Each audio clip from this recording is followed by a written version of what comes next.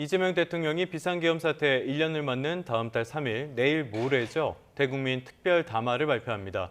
이규현 대통령실 홍보소통수석은 브리핑을 통해 이 대통령이 빛의 영역 1년을 맞아 차분하지만 의미 있는 일정을 가질 예정이라며 이같이 소개했습니다. 이어 특별 담화에는 총뿌리에 맞선 함성으로 극도의 혼란을 평화로 바꾼 대한민국 국민의 노고를 기억하는 내용이 담길 것이라고 설명했습니다. 이 대통령은 이후에 외신 기자 80여 명이 참석한 가운데 생방송 기자회견을 열고 국제사회에 민주주의 회복을 천명하고 국민통합의 메시지도 전할 계획입니다. 비상계엄 선포 1년을 즈음해 국민의힘 추경호 의원의 구속 여부가 결정될 전망입니다. 김건희 씨 재판에서는 특검의 구형 절차가 진행될 것으로 보입니다. 김영수 기자입니다. 국민의힘 추경호 의원은 김용현, 이상민, 박성재 전 장관과 같은 내란 중요 임무 종사 혐의를 받습니다. 특검은 비상계엄 당시 원내대표였던 추 의원이 윤석열 전 대통령의 요청이나 지시를 받아 계엄 해제 결의안 표결을 방해했다고 보고 있습니다. 현역 의원 가운데 처음 내란 혐의로 구속영장이 청구된 추 의원은 체포동의 절차를 거쳐 오는 2일 오후 3시 구속 전 피의자 신문 법정에 섭니다. 신문과 재판부 검토 시간까지 고려하면 추 의원 구속 여부는 비상계엄 1년이 되는 12월 3일에 나올 가능성이 큽니다. 같은 날 윤석열 전 대통령 배우자 김건희 씨의 주가 조작과 통일교 청탁 의혹 사건의 결심 공판도 예정돼 있습니다. 김 씨는 지난 8월 도이치모터스 주가 조작에 가담하고 통일교로부터 명품 가방과 목걸이를 수수한 혐의 등으로 재판에 넘겨졌습니다. 2달여 동안 진행된 재판에서 건진 법사 전성배 씨는 통일교의 금품을 김 씨에게 전달했다며 기존 진술을 뒤집었고 측근 가운데 하나인 유경옥 전 행정관은 김 씨의 회유 사실을 털어놨습니다. 특검은 주가 조작 공범으로 김건희 씨와 친분이 있는 걸로 알려진 이모 씨의 피의자 신문 조서를 추가 증거로 제출했습니다. 김 씨 측이 동의하면 피고인 신문과 특검의 구형까지 예정된 절차가 진행될 걸로 보이는데 특검이 신청한 재판 중계 여부는 아직 결정되지 않았습니다. YTN 김영수입니다. 12.3 비상계엄은 이재명과 윤석열 두 사람의 운명도 극적으로 바꿔놨습니다. 사법 리스크로 정치 생명이 위태로웠던 이재명 대통령은 행정부 수반에 올랐고 권좌에 있던 윤석열 전 대통령은 피고인으로 법의 심판을 기다리고 있습니다. 조은지 기자입니다. 3년 전 희비를 가른 건 단 0.73%포인트, 헌정사상 최소 득표율 차이로 9개월 차 정치 신인은 대통령이 됐습니다. 밤이 아주 길었습니다. 그동안에 응원 감사드립니다. 네, 고맙습니다. 패장들이 숨고르던 관례를 깨고 이재명 대통령은 대선 석 달 만에 보궐선거에서 금배지를 달았고 곧바로 거대 야당의 간판이 됐습니다. 대한민국의 새로운 희망을 만들라는 지상 명령이라고 생각합니다. 대통령과 제1야당 수장으로 다시 만난 두 사람은 정치 실종, 파행정국으로 표현될 만큼 내내 냉랭했습니다. 의석수를 앞세운 민주당은 합의 없는 법안들을 단독 표결 처리했고 그때마다 대통령은 이를 돌려보냈습니다. 이 대통령의 1호 공약 양국관리법을 윤 전 대통령이 1호 거부권으로 응답한 게 상징적인 장면입니다. 전형적인 포퓰리즘 법안입니다. 매우 유감스럽게 생각합니다. 지금 현재 정부 여당의 태도는 야당이 하는 국정을 발목을 잡고 있습니다. 윤석열 정부 출범 무려 720일 만에 겨우 영수회담이 성사됐지만 별소득 없이 어색한 분위기만 고스란히 노출됐습니다. 이 사이 대통령 시정연설을 헌정사상 처음으로 야당이 보이콧했고 이듬해엔 대통령이 시정연설을 거부하는 등 악순환이 이어졌습니다. 급기야 지난해 12월 3일 윤 전 대통령은 국회가 입법 독재로 체제 전복을 기도한다면서 충격의 비상계엄을 선포했습니다. 탄핵과 특검, 야당 대표의 방탄으로 국정이 마비 상태에 있습니다.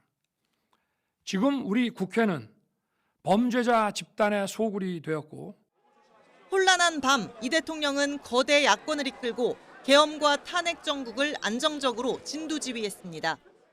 국민 여러분, 지금 국회로 와 주십시오. 지금 이 순간부터 윤석열 대통령은 대한민국 대통령이 아닙니다. 질서 있는 퇴진을 거부하고 이른바 한남산성에서 버티던 윤 전 대통령이 파면돼 구치소에 들어간 사이 이 대통령은 빛의 혁명, 내란 청산을 외치며 대한민국 21대 대통령에 등극했습니다. 국민이 맡긴 총칼로 국민 주권을 빼앗는 내란은 이제 다시는 재발해서는 안 됩니다. 각종 사법 리스크로 정치 생명이 위태로웠던 이재명 대통령은 행정부 수반에 올랐고 3년 전 짜릿한 어퍼컷의 승자는 내란 재판 피고인으로 법의 심판을 기다리고 있습니다. 1년 전 계엄은 이처럼 두 정치인의 운명도 대한민국 현대사도 극적으로 바꿨습니다. YTN 조은지입니다. 12.3 비상계엄 당시에 국회에서는 계엄군이 본청 진입을 시도하면서 극한 대치가 벌어졌습니다. 그 순간 이를 온몸으로 막아선 이들이 있었고 바로 옆에서 그 장면을 기록한 사람들도 있었습니다. 그 현장을 황보혜경 기자가 되짚어봅니다. 비상계엄 선포 30여 분 만에 국회에 도착한 YTN 5년차 취재기자. 밀려드는 계엄군과 마주한 순간을 이렇게 회상합니다. 내가 거기서 계속 취재를 하고 있는 게 더 맞는 역할일까? 아니면 내가 가서 몸으로 뭐 막는 걸 도와주는 게 더 맞는 역할일까? 이제 군인들의 표정이 묘했어요. 이 사람들이 굉장히 고민하고 있다는 게. 국회의사당 건물 외곽을 취재하던 기자는 총을 든 장병과 말을 섞었던 기억이 어제 일처럼 생생합니다. 혹시 총이나 이런 걸 쏠 거냐? 이런 질문도 했었는데 뭐 그중에 뭐 한두 분이 이제 뭐 설마 그러겠냐 이렇게 얘기해서 그 부분은 제가 그나마 그날 하루 중에 제일 안도했던. 극한 대치 상황을 손에 잡힐 듯 가까이에서 담은 사람은 영상 기자였습니다. 총뿌리를 겨눈 군인들을 보자 반사적으로 의자 위로 올라가 카메라를 들었습니다. 내가 무슨 일이 생기더라도 일단 기록을 해놔야 이거는 남는 것이다. 혹자가 그러더라고요. 이제 이런 비상계엄이 생중계된 것은 역사상 없었던 일이다. 계엄군을 향해 소리치는 국회 관계자 목소리도 취재진 카메라에 고스란히 담겼습니다. 이 목소리의 주인공은 김민기 국회 사무총장. 그는 당시 물러설 수 없었던 이유를 이렇게 설명했습니다. 오늘 밤 안에 끝내자. 해제 요구 결의안을 오늘 밤 안에 의결하자라는 게 의장님의 말씀이셨고 계엄군과 맞닥뜨려서 그걸 밀어야 의원님들이 들어올 수 있는 통로를 확보할 수 있다. 여의도 국회와 용산 대통령실, 상암동 스튜디오에서 빨간 줄 속보가 쏟아지는 사이 국회로 몰려온 시민들도 계엄 무효를 외치며 밤새 뜬 눈으로 여의도를 지켰습니다. 가장 중요한 거는 지금 이 상황을 실시간으로 전해서 시민분들께, 시청자분들께 이 상황을 정확하게 알려드리는 거잖아요. 저희 방송을 보고 현장에 나오셨다는 분도 있었고요. 2024년 12월 3일 혼돈의 그 밤, 민주주의를 지켜낸 순간들은 지금도 그 자리에 남아 있습니다. YTN 황보혜경입니다.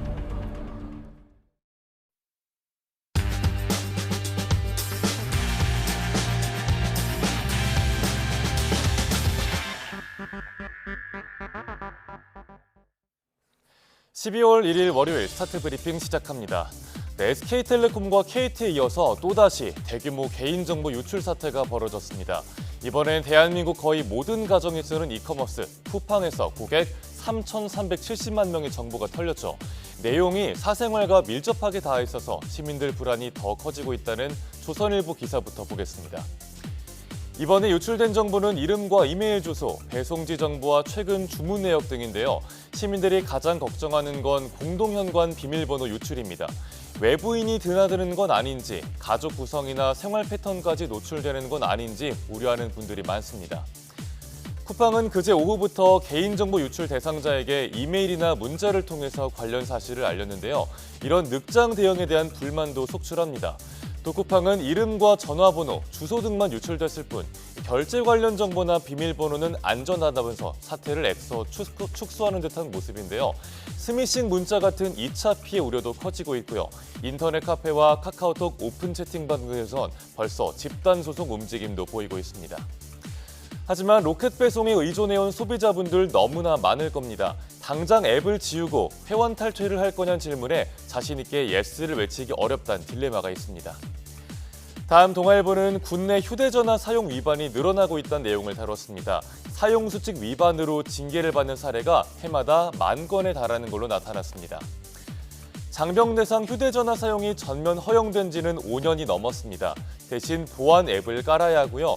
군사기밀 유출이나 부적절한 촬영, 불법 도박 등은 당연히 금지됩니다. 하지만 5년간 휴대전화 사용 위반으로 내려진 징계가 47,000여 건이나 됩니다. 가장 많은 비중을 차지한 건 지정시간 외 사용 등 기본수칙 위반이었습니다. 이어서 카메라 오남용 등 보안 규정 위반, 사이버 도박 등이 뒤를 이었습니다. 계급을 한 단계 낮추는 강등을 포함해서 감봉이나 군기교육 같은 징계도 모두 늘어났습니다. 동시에 관련 법적 분쟁도 늘면서 군 기강 확립에 어려움이 커지고 있다는 지적이 나오고요. 장병들 사이에선 까다로운 규정에 비해서 설명이나 예방 교육은 좀 부족하다라는 하소연도 나옵니다. 전문가들은 징계를 강화하는 것만으로는 문제 해결이 어렵다고 보고 있습니다. 결국 교육과 관리 체계를 꼼꼼하게 강화하면서 프레임을 예방 중심으로 전환할 필요가 있어 보입니다. 이어서 서울신문은 한반도 미래인구연구원의 보고서를 정리했습니다. 전 국민의 절반이 수도권에 사는데 특히 청년층 인구를 수도권이 블랙홀처럼 빨아들이고 있다는 내용입니다. 첫 번째 이유는 단연 일자리입니다. 수도권 청년 1인 가구의 약 40%가 일자리 때문에 이사를 했다고 답했습니다. 문제는 수도권의 주거와 일자리 소재지 미스매치가 심각하다는 건데요. 수도권에서 일자리가 많이 몰린 곳은 서울 강남구와 경기 화성 성남, 서울 중구, 서초구 순이었습니다. 그러니까 화성 정도를 제외하고는 모두 주거 비용이 많이 드는 곳이죠. 그러니까 울며 겨자 먹기로 회사와 더 먼 동네에 집을 구할 수밖에 없습니다. 그 결과는 수도권의 평균 통근 시간이 83분이라는 결과로 나타났습니다. 주거와 일자리 미스매치를 어떻게 해결할지가 관건이 되겠죠. 주요 근무지 근처에 공공주택을 충분히 공급해야 한다는 목소리가 나오고 있습니다. 끝으로 우리 식탁에 오르는 수산물의 국적이 바뀌고 있다는 기사 보겠습니다. 배경은 세계적인 이상기온 현상입니다. 보시는 왼쪽 사진은 국내산 생참치인데요. 따뜻해진 해수를 따라서 동해까지 참치가 차지하고 있습니다.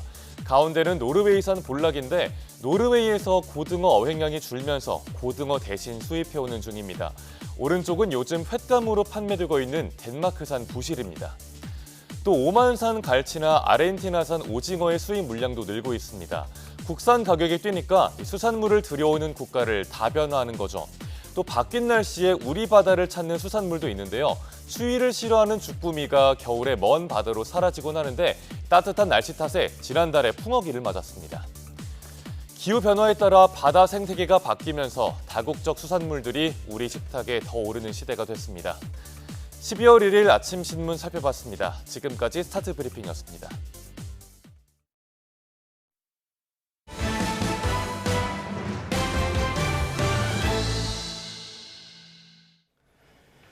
다음 소식입니다. 한미가 정상회담 결과물인 공동 설명자료 조인트 팩트시트에서 제시된 핵심 사안들을 제도화하기 위한 후속 논의를 본격화합니다.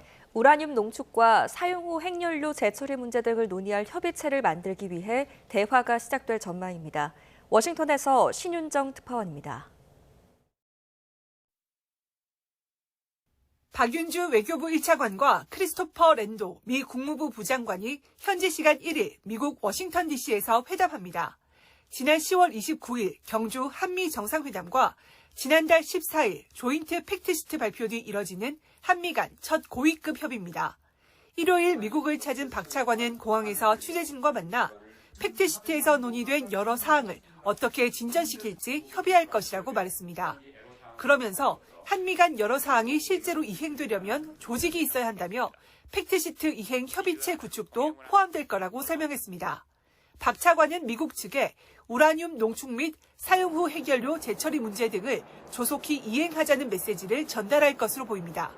팩트시트에는 미국은 한미 원자력 협정에 부합하고 미국의 법적 요건을 준수하는 범위 내에서 한국의 우라늄 농축 및 재처리를 지지한다는 내용이 포함됐습니다. 한국의 권한을 어떤 방법으로 얼마나 확대할지가 관건인데 이를 구체화하기 위한 협상의 틀을 구축하는 방안이 중점적으로 논의될 전망입니다. 이것을 개정을 할 것인지 아니면 현 협정에 추가로 어떤 조항을 합의를 해서 이번 협의에서는 한국의 핵 추진 잠수함 건조도 신속히 추진해 나가자는 우리의 원론적인 입장을 함께 전달할 것으로 보입니다. 안보 분야 외에 관세 통상과 관련한 한국의 입장을 전달하는 계기도 될 것으로 보입니다. 국회에서 한미 관세 협상 후속 조치를 위한 대미 투자 특별법이 발의돼 한국이 선 이행 의지를 보인 점을 설명하면서 관세 인하 소급 적용 등을 당부할 거란 관측입니다. 워싱턴에서 YTN 신윤정입니다. 트럼프의 지지율 내림세가 이어지고 있죠. 일부 여론조사에서 2기 집권 이후에 최저치까지 떨어진 결과가 나왔습니다. 여론조사 업체인 갤럽이 지난 3일부터 25일까지 미국 성인 1,321명을 대상으로 조사한 결과 트럼프 대통령의 직무수행에 대한 지지율은 36%로 10월보다 5%포인트 떨어진 것으로 나타났습니다. 취임 직후인 지난 2월 갤럽 여론조사에서 47%였던 트럼프 대통령 지지율은 40%대에서 횡보하다가 지난 7월에 37%까지 하락했고 이번 조사에서 취임 뒤 최저치로 추락했습니다. 미국에서 어린이 생일 파티 도중 총기 난사 사건이 벌어져 15명이 숨지거나 다쳤습니다. 캘리포니아주 세노아킨 카운티 경찰은 현지 시간 29일 저녁 6시쯤 어린이 생일 파티가 열리고 있던 스톡턴시 인근 연회장에 총기 괴한이 난입했다고 밝혔습니다.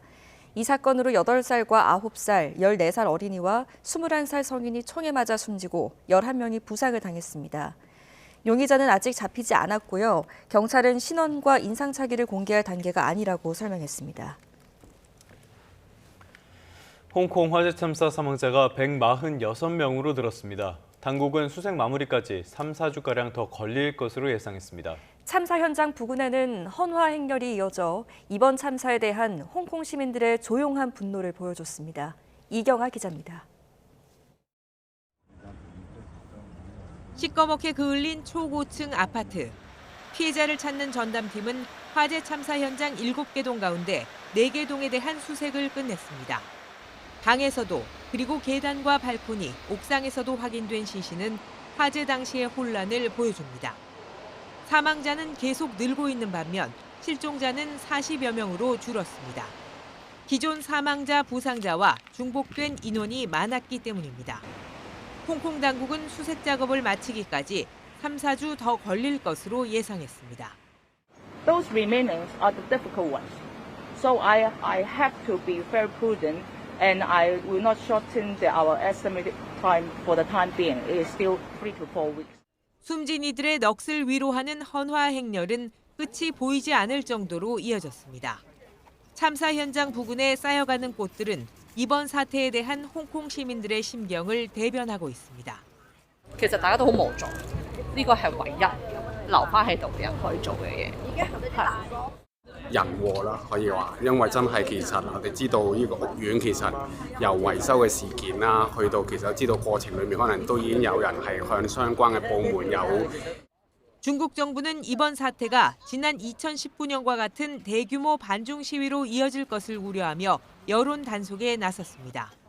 홍콩 당국은 온라인에 가짜 정보가 확산 중이라는 경고와 함께 남성 1명을 선동 혐의로 체포했다고 현지 언론이 전했습니다. YTN 이경아입니다. 이번 참사와 관련해 중국 당국이 고층 건물의 화재 위험에 대한 조사에 착수했습니다. 중국 국무원 안전생산위원회는 최근 통지를 통해 고층 건물과 관련한 숨겨진 화재 위험을 조사, 정비하도록 했으며 특히 외벽이나 내부 개조를 진행 중인 민간 건물을 집중적으로 점검하도록 했다고 밝혔습니다. 중국 당국은 우선 외벽 개조 공사와 관련해 외벽 단열 시스템에 인화성, 가연성 소재가 쓰였는지, 또 대나무 비계 등 금지된 소재, 공정, 장비가 사용됐는지, 규정을 지키지 않고 무단 시공한 사례가 있는지 들여다보기로 했습니다. 인도네시아와 태국, 스리랑카 등 동남아시아를 휩쓴 기록적인 폭우로 최근 일주일 사이에 사망자가 1,000명에 육박한 것으로 집계됐습니다. 실종자와 부상자도 수백 명에 달해 인명피해는 더 커질 것으로 보입니다. 권준기 기자입니다. 폭우로 인한 산사태로 초토화된 마을, 흙더미에 파묻힌 집터에서 끊임없이 시신이 수습되고 있습니다. 도로와 다리가 끊긴 지역에선 수색 작업을 시작도 하지 못해 발만 동동 구르고 있습니다. 인도네시아 수마트라섬 북부 3개 주를 휩쓴 폭우로 사상 최악의 사망자와 실종자 수를 기록하고 부상자도 수백 명에 달하고 있습니다. Ini Bu sakit ya? Kenapa nggak ke rumah sakit Bu?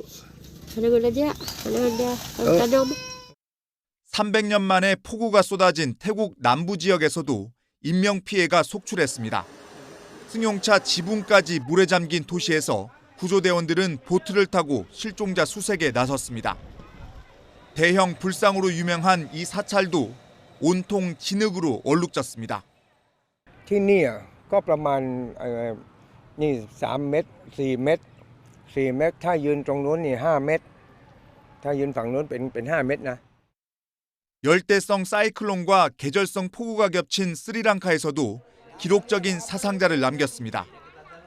이재민이 80만 명이 넘어 정부는 비상사태를 선포하고 국제사회에 지원을 호소했습니다. 전문가들은 이번 폭우를 지구 온난화에 따른 라니냐가 일으킨 기상이변이라고 지적했습니다. 따뜻한 바닷물이 몰리면서 공기 중 수분이 많아진 데다 적도 인근에서 보기 드문 열대 폭풍까지 더해지면서 사상 최악의 피해를 입힌 것으로 분석했습니다. YTN 권준기입니다.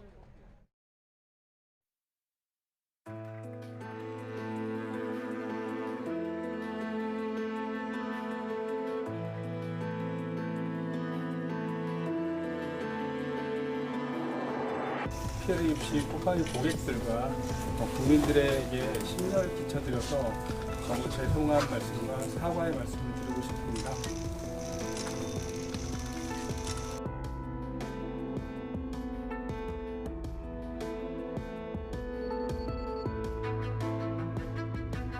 홈페이지에 게시한 서가문에서는 이름과 이메일, 배송지 정보 등으로 유출 정보가 제한된다며 애써 사태를 축소했습니다.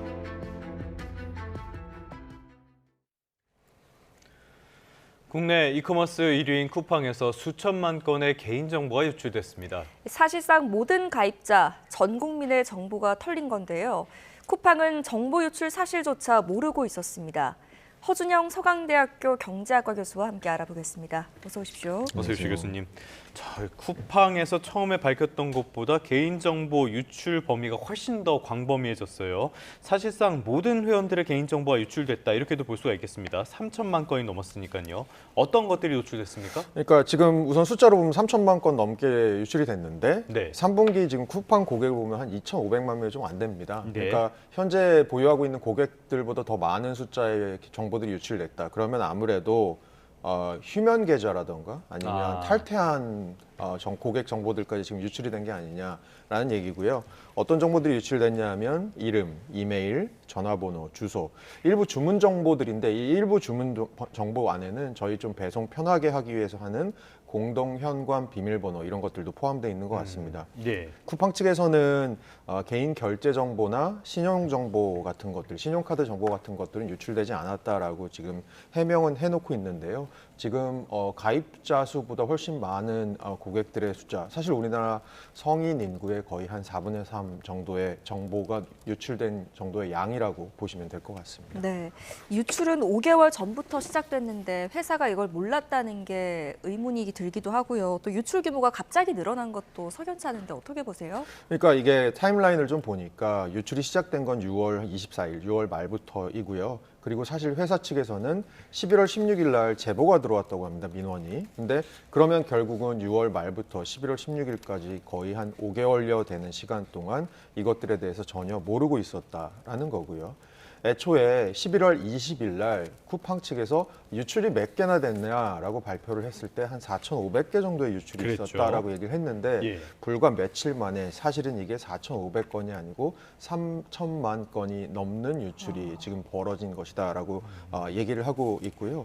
사실은 이것들에 대한 대응 자체도 저도 어제 사실 문자 하나 받았거든요. 쿠팡 측으로부터 예. 문자 하나 받았는데 사실은 생각해 보니까 개인정보 유출이라는 아주 민감한 사안에 대해서 이렇게 문자 한 통으로 혹은 또 그 문자도 굉장히 어떤 분들은 하루 먼저 받고 어떤 분들 하루 늦게 받고 이런 것들에 대해서 조금 안이한 대처들이 좀 진행되고 예. 있는 거 아닌가라는 생각이 듭니다. 올해 개인정보 유출 사태가 몇 건인지 모르겠고요. 여기에서 항상 나오는 게 말씀하신 안일한 대처 이런 것들이 항상 반복되는 것 같습니다. 자, 쿠팡이 지금 고소장을 제출했는데요. 피고소인을 특정하진 않고 성명 불상자 이렇게 기재를 하긴 했습니다. 그런데 일단은 정황이 어느 정도는 파악이 되는 것 같아요. 네, 애초에 경찰에다가는 그냥 신원 불상자라고 쿠팡에서 보고를 했고요. 고소장을 제출한 거죠. 그 이후에 개인정보보호위원회에 제출한 사건 경위 보고서가 있는데 여길 보니까 조금 더 자세하게 적시를 했더라고요. 전 중국 국적 직원이 쿠팡의 해외 서버를 이용해서 국내 메인 서버에 무단 접근해서 이 정보들을 탈취했다. 그리고 심지어 이 중국 전 직원은 쿠팡 측에 사후적으로 해외에서 이 협박성 메일까지도 보냈다. 어떤 메일이냐면 보안을 강화하지 않으면 유출 사실을 언론에 알리겠다라는 건데 저는 조금 여기서 이상한 부분이 보통 저희 해커들이 하는 일들은 두 가지 중에 하나를 하죠. 뭔가를 탈취하면 그것을 대가로 굉장한 금액을 요구하거나 그렇죠. 아니면 본인들이 이것들을 탈취한 사실을 굉장히 과시하기 위해서 어떤 흔적을 남기거나 하는데 지금 이 범인으로 추정되는 사람이 한 방식은 하루에 일정량 이상을 정보를 접근하게 되면 이 워닝 사인 같은 게 뜨거든요. 정보 예. 시스템 내에서. 그래서 그거 허용량 밑에 있는 정보, 그 정도의 양의 정보들을 하루에 조금씩 5개월간 뺐다. 그리고 그 후로 그냥 협박성 메일을 보냈는데 협박성 메일에도 너네 그 정보 보안 같은 거 강화하지 않으면 내가 유출 사실 알리겠다. 뭐 이렇게 얘기한 것이 기존의 해커의 패턴들과 좀 다른 부분이 있어서 이 부분들에 예. 대해서도 수사가 좀 필요할 것으로 보입니다. 네, 의혹이 사실로 드러나게 된다면 굉장히 계획적이었다라고 할 수도 있겠고요. 어찌됐건 결국 최종 신원 확인은 수사기관의 결과를 기다려봐야겠습니다. 그렇다면 지금까지 밝혀진 또 추정할 수 있는 그 유출 원인은 뭐가 있습니까?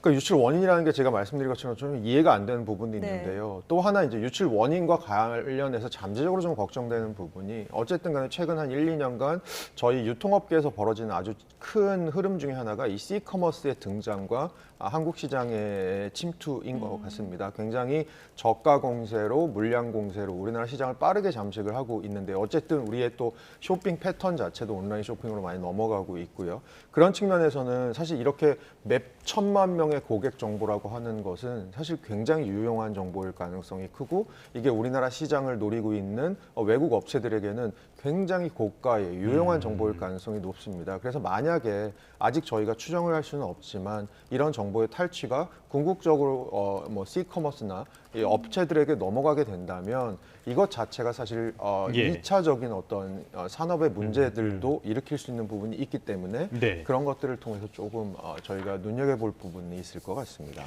알겠습니다. 여러 가지 문제점들이 보이는데 또 하나의 문제점은 이거예요. 우리나라에서 유일한 정보보호, 개인정보 이거 인증이 ISMS-P라는 인증이 있는데요. 이거를 보니까 2차례를 취득을 했었더라고요. 그리고 나서 4차례 개인정보 유출 사고가 났습니다. 이거 제도도 보완해야 될 필요성이 있는 거 아닙니까? 그러니까 실제로 최근에 이제 국회의원 한 분이 보고를 한 자료를 보니까 이 ISMS-P라고 하는 예. 게 거의 2018년부터 시행이 되고 있는 정부 유일의 개인정보 통합 인증 제도인데요. 이거 인증받은 업체 중에서 32곳에서 벌써 개인정보 유출 사고가 났거나 예. 관련 조사를 받고 있는 것으로 나타났고요. 이 32개 업체 안에는 저희가 알고 있는 아주 큰 유통업체들 포함해서 KT, SK텔레콤, LG U+, 거기다가 이번에 쿠팡까지 이런 사실은 정보 인증을 좀 받았는데 정부에서는 이거 기업들에게 참여를 유도하기 위해서 인센티브를 주고 있거든요. 예를 들어 그 기업이 개인정보 보호 인증 시스템 이 검증을 받는 것을 동의하면 과징금 같은 것들도 좀 깎아주고 과태료 같은 것들도 최대 40% 감경해주는 등의 인센티브도 줘서 기업들이 참여를 유도하게 하고 있고 그리고 결정적으로는 이것이 정부 유일의 개인정보 보호 인증 통합 시스템이라는 건데요. 그 시스템 자체가 굉장히 지금 좀 기능을 잘 못하고 있는 것이 아니냐라는 얘기들이 나오고 있는 그런 상황입니다. 그래서 이 시스템에 대해서 전면적인 개편이라던가 아니면 공공기관과 금융기관은 지금은 권고사항이지만 의무적으로 이거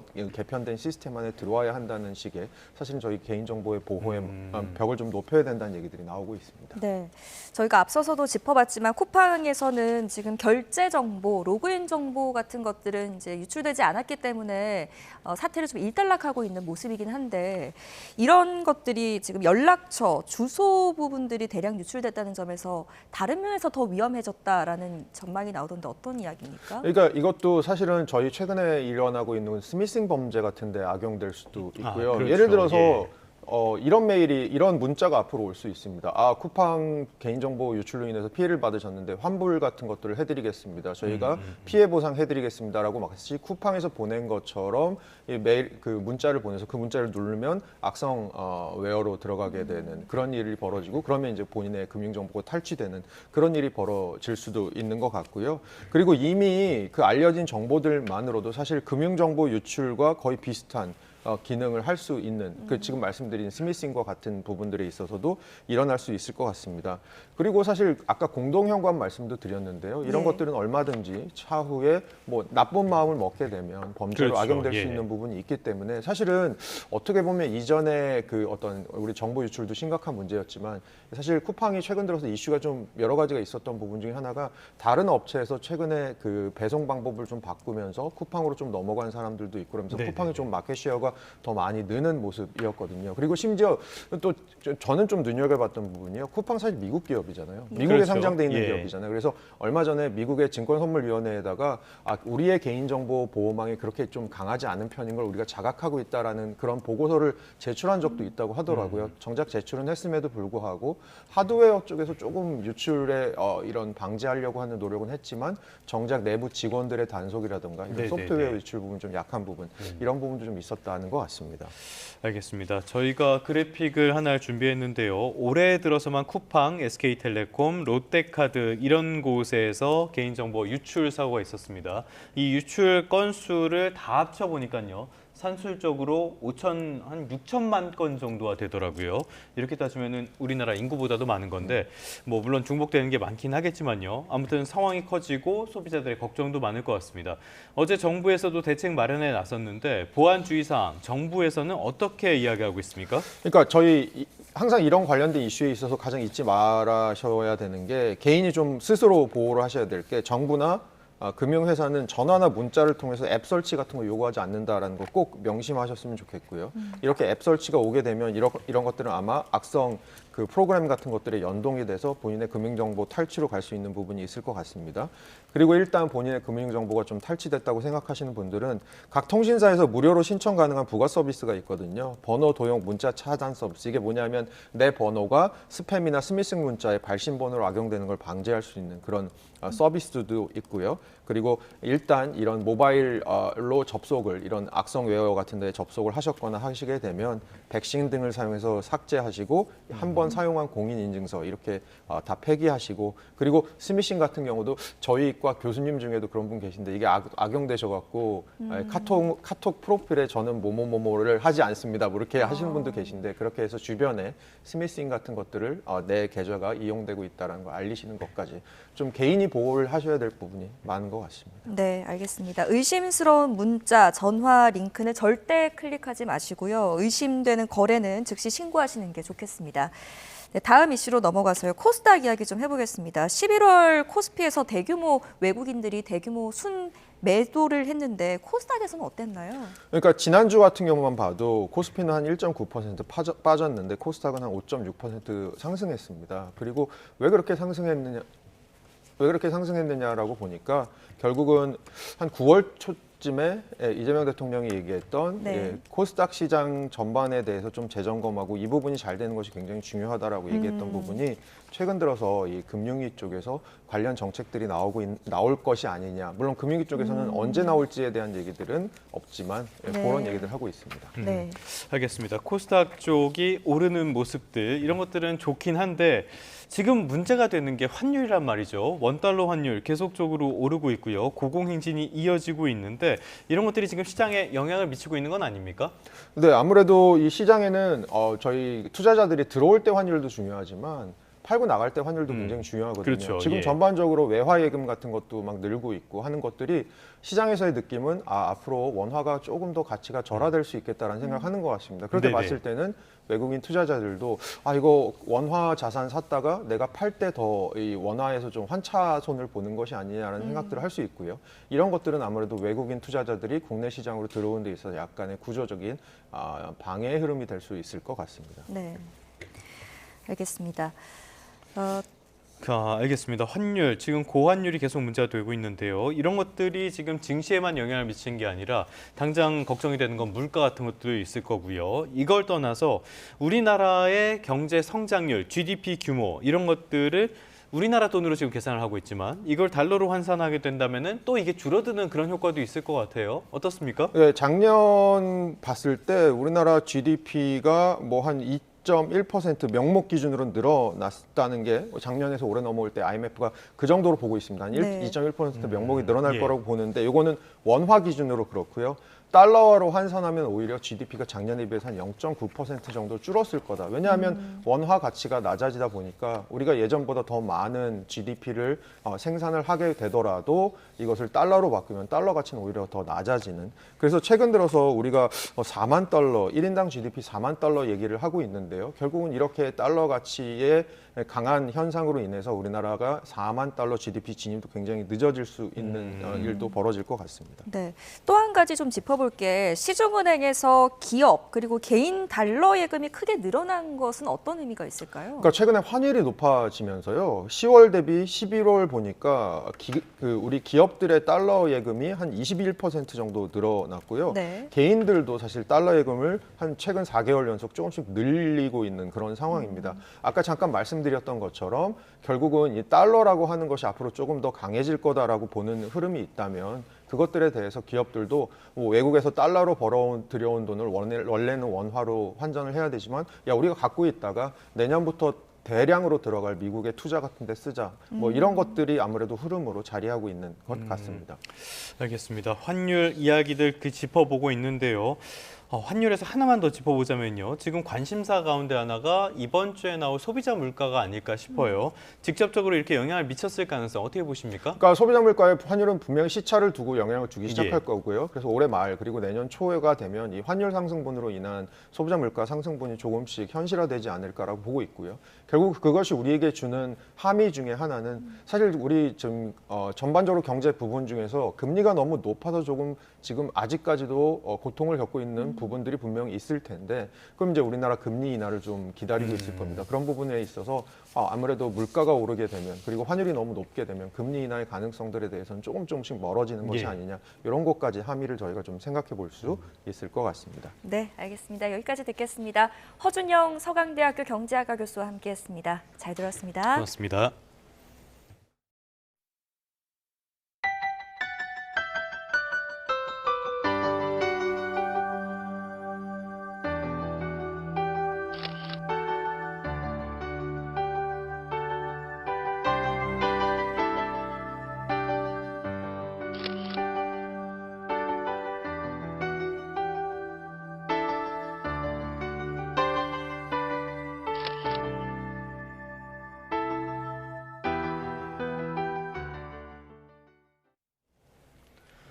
네, 다음 소식입니다. LG전자 베스트샵 지점장이 예비 신혼부부의 대금을 빼돌렸다가 검거된 사건, 저희가 단독으로 전해드렸습니다. 이렇게 고객 돈을 빼돌리는 과정에서 LG전자 자회사가 운영하는 직영점 직원들의 계좌도 이용된 것으로 확인됐습니다.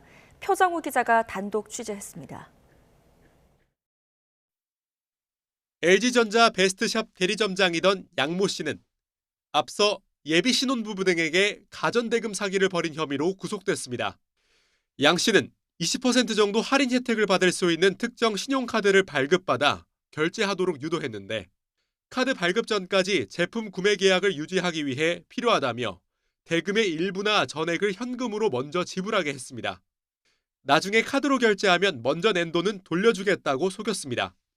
카드를 발급받으면 이제 1,200만 원은 그 카드 회사로 결제가 되고 현금은 돌려주겠다라고 말씀을 하셔서 LG전자라는 대기업 그냥 그 이름 자체를 믿고 양 씨는 카드 결제가 이뤄진 뒤엔 고객에게 먼저 받은 돈을 환불해줘야 한다며 대리점 법인 통장에서 돈을 이체했는데 지인의 계좌로 돈을 보낸 뒤 자신의 통장으로 돌려받는 방식으로 가로챈 것으로 조사됐습니다.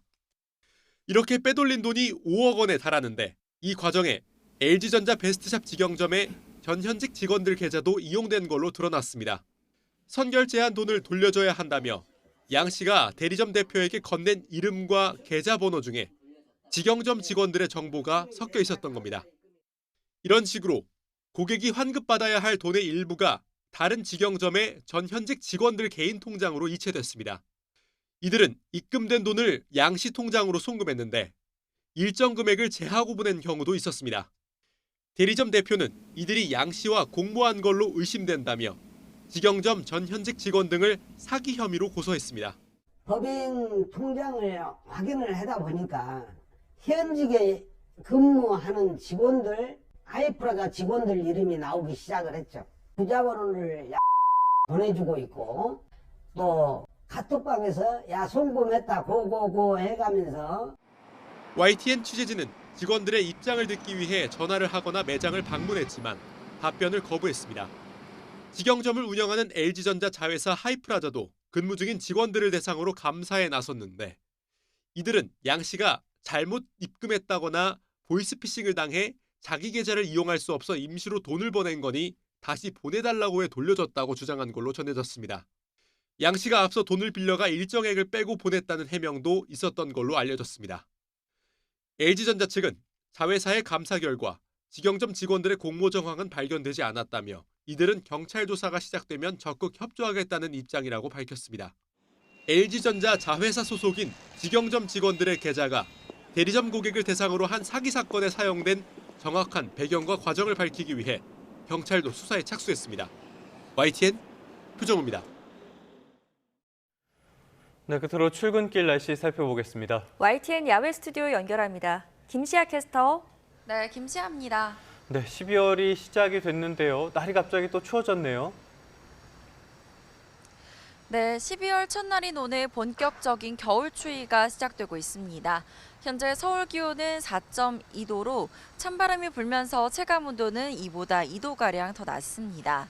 주말과 휴일 동안 날이 워낙 포근했던 터라 오늘 체감 추위는 더 심하겠습니다. 서울은 한낮에도 어제보다 8도가량 낮은 8도에 그치겠고요. 체감 온도는 5도까지 뚝 떨어지겠습니다. 동해안은 대기도 건조한데 강풍까지 겹쳐서 불씨 조심해야 되겠다고요? 네, 그렇습니다. 강원 동해안은 그제부터, 경북 동해안은 어제부터 건조주의보가 발효 중입니다. 여기에 영동과 경북 북부 동해안을 중심으로는 강풍특보까지 내려져 있는데요. 현재 특보 지역을 중심으로는 초속 15m 안팎의 강한 바람이 불고 있습니다. 특보 지역은 오늘 오전까지 초속 20m 이상, 특히 산간 지역은 초속 30m 이상의 강풍이 몰아칠 수 있겠습니다. 작은 불씨가 큰 불로 번지기 쉬운 만큼 산불 등 화재 사고에 유의하시기 바랍니다. 자세한 지역별 현재 기온 살펴보겠습니다.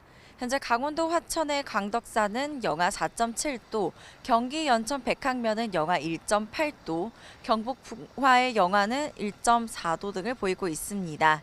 그 밖의 지역도 대전 5.7도, 광주 9.6도로 어제보다 2에서 5도가량 낮습니다. 낮 기온은 서울 8도, 광주 12도, 부산 16도로 어제보다 4에서 8도가량 낮겠습니다. 내일부터는 서울도 다시 영하권으로 떨어지겠고요. 수요일에는 서울의 아침 기온이 영하 7도, 체감 온도는 무려 영하 11도까지 떨어지면서 동장군이 기승을 부리겠습니다. 기온이 떨어지면서 내일 밤부터 모레 사이에는 충남 서해안과 전북 서해안, 제주도를 시작으로 모레 전남 서해안과 중부 내륙에도 비나 눈이 내리기 시작해 목요일까지 이어지겠고요. 목요일에는 서울에도 올겨울 들어 첫 눈이 내릴 가능성이 있겠습니다. 특히 서해안을 중심으로는 습기를 가득 머금은 무거운 눈이 내릴 수 있는 만큼 축대 등 붕괴 사고에 유의해 주시기 바랍니다. 어제 북서풍을 타고 유입된 황사와 국외 스모그가 완전히 해소되지 못하고 현재 강원도와 대전, 전북을 중심으로는 미세먼지 농도가 나쁨 단계를 보이고 있습니다. 오늘 오후까지 영남과 제주도는 농도가 짙겠고요. 그 밖의 지역은 찬바람에 점차 미세먼지 농도가 옅어질 전망입니다. 지금까지 YTN 김시아입니다. 네, YTN 뉴스타트 마치겠습니다. 고맙습니다.